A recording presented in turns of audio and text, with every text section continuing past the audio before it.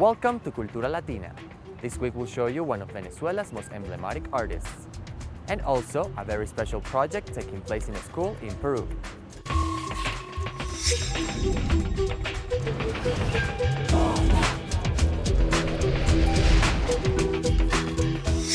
With an unorthodox way of creating dolls, pieces, and paintings, Armando Reverón was a Venezuelan renowned artist that had a distinctive voice that forebears of his time. Nowadays, he is known by the name of Master of Light, given by the unique style of his work, life, and legacy. It was the coastal light of the Venezuelan Caribbean town of Macuto that is said to have transformed the paintings of Venezuelan artist Armando Reverón. Known as the Master of Light, his work came to be defined by its ethereal recreation of light and shadows. Yet up until recently, the Venezuelan artist was perhaps more renowned for his unconventional life than for his art. Con rayo de sol poniente pincelaba un despertar.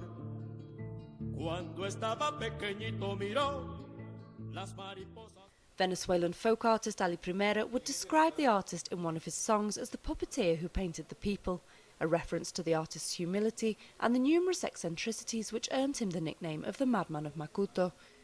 Having moved to the Caribbean town of Macuto in approximately 1916, the artist lived alongside his partner and model Juanita Reyes in what they called the Castillete, or the Little Castle, a home which they designed and built using local products such as wood from palm trees and which also served as his workshop. It was also witness to the personal rituals which Reverón would carry out before painting, the elaborate shows that he put on for visitors using a variety of masks, and the dolls which he made that acted as models and fellow residents. When people went to visit him, Reverón would often put off a kind of theater of the absurd. It was a kind of disconnection with reality that he used, and which was also related to the universe of its props. Ending his life in a psychiatric asylum, for many years the principal perception of Reverón was that of an isolated loner who suffered from increasingly intense psychotic episodes. Yet since the electoral triumph of the Bolivarian Revolution in Venezuela in 1998, there has been an effort to rescue his legacy from the picture that has been painted of him in history books. Emerging testimonies contradict the portrayal of him as an introverted recluse and instead depict him as an artist who sought the participation of his audience, even in his paintings. Reverón, in one way or another, forces a spectator to participate in his work by reconstructing the motivation which he wanted to communicate. What do I mean by that? Many of Reverón's paintings cannot be understood unless you have a visual culture that allows you to uncover the motive behind them. He wasn't interested in capturing the reality of that motive. He was interested in suggestive and intimate strokes which obliged the spectator to participate through its visual culture to reconstruct the scene that is being seen. For instance, here we have a palm tree, in 2 to 3 strokes a stormy sky, in just 1 stroke a mountain and the sea. It's a painting done in less than 10 strokes, and so we can say that Reverón's work is extremely intellectual.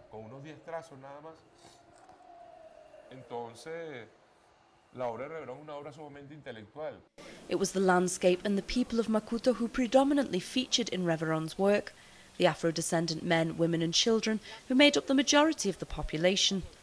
According to Hernandez, Reverón's art and choice of subject breaks with all traditional artistic norms up until that point. Take this nude, for example. The modernity of the traditional Caracas art circle is a modernity that drinks from European sources. But the modernity of Reverón is an autochthonous modernity with no precedents. It is an extremely earthly modernity, and beyond that, totally unclassifiable in comparison to everything else that was being done in Venezuela and even Latin America at that time. That's why Reverón is considered a difficult artist to place, an outsider. But he is for autochthonous modern artist in Venezuelan visual art.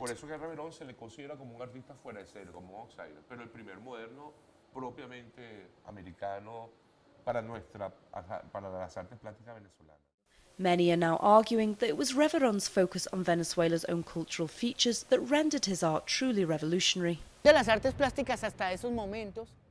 most important thing he did was to give us back the light. As Bolivar gave us the light of liberation, Reverón illuminated for us who we really are.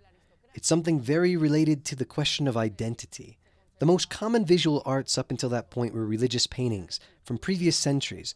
They were the paintings of the aristocracy, through which they attempted to conserve their image throughout time, whether in statues or paintings with gold trinkets.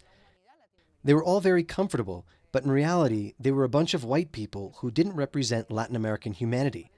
I think there were a series of processes that began, and Reverón started to paint faces that were more from this part of the world, black and indigenous faces, even dolls. And he began a revolution because we started to turn our gaze back on ourselves.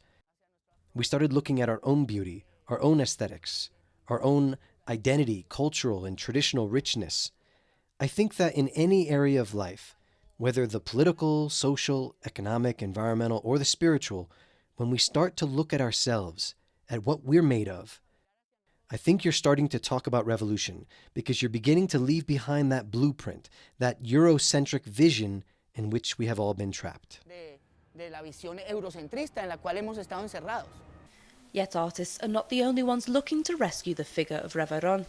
The communities in Macuto have recently begun a project to reconstruct the artist's Castillete, which was lost to a mudslide in 1999.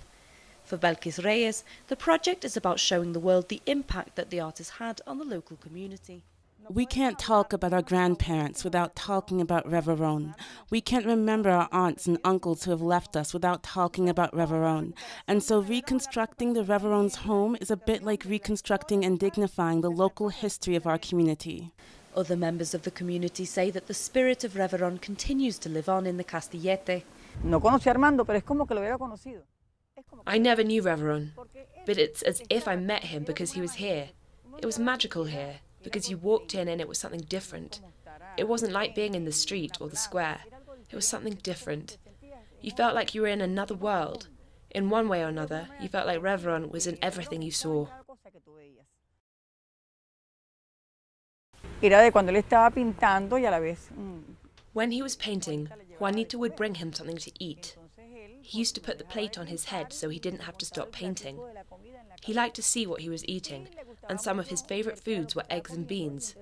And so he would paint, and then with one hand, he would grab something off the plate and say, "Eggs, eggs, eggs." That's how my father told the story anyway. My father always said that Reverón wasn't crazy. He said the people who thought Reverón was crazy were the crazy ones. It's just that he lived in another world. Like I said before, he could see beyond what us mere mortals can see. He managed to see the light, and that's how he managed to capture it in his paintings. There are limited photos available to help with the reconstruction effort, but the community is still able to trace the entire structure of the Castillete, from the wooden entrance to the small pond in the back garden. It's their collective memory which will be the driving force in the project. Reverón fue vanguardia en su época. Reverón was at the vanguard in his era, and we as revolutionaries are the vanguard in Latin America. You can't begin to talk about a revolutionary and Bolivarian government that does not reclaim the historic struggles of all these important people who have been excluded from history. And we are the ones to reclaim Reverón because Reverón is in all of us. Schools in Peru are incorporating art as a way to encourage the development of the youth. The Juan Boulch School implements performing arts as a way to improve communication skills in students. Let's take a look at this great initiative.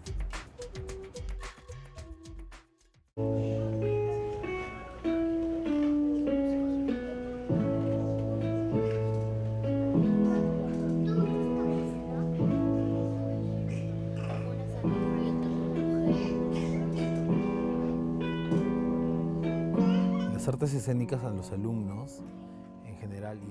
We emphasize the scenic arts in order to improve students' confidence when communicating, so that they can express an idea, explain a concept, and substantiate their thoughts.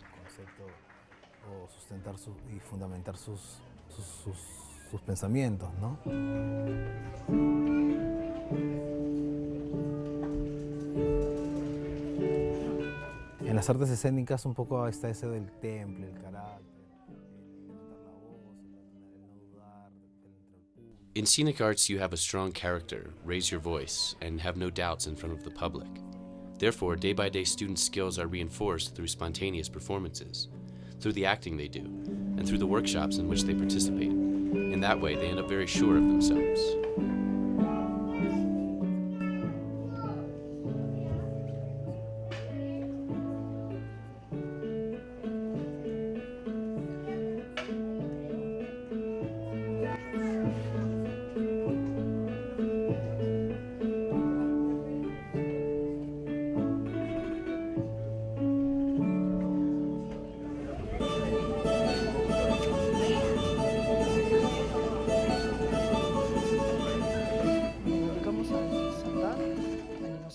are work with sand art. In it, you draw on top of a light table with sand, and this is then projected through a closed circuit to a screen on the stage. And all of this is done live.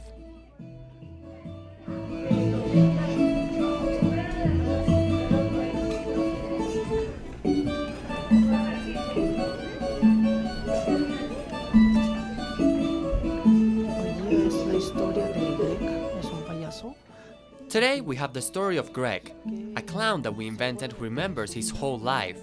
While he is remembering his life, he draws it, and in that way the public sees it.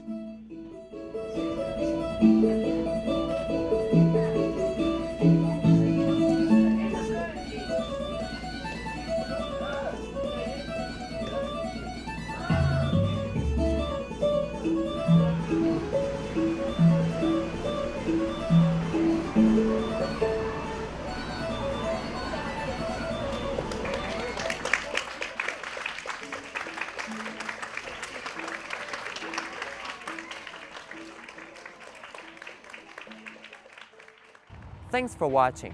Next week we'll travel to Honduras to see their struggle for art and a very special and remarkable ice-throwing culture in Ecuador. See you then.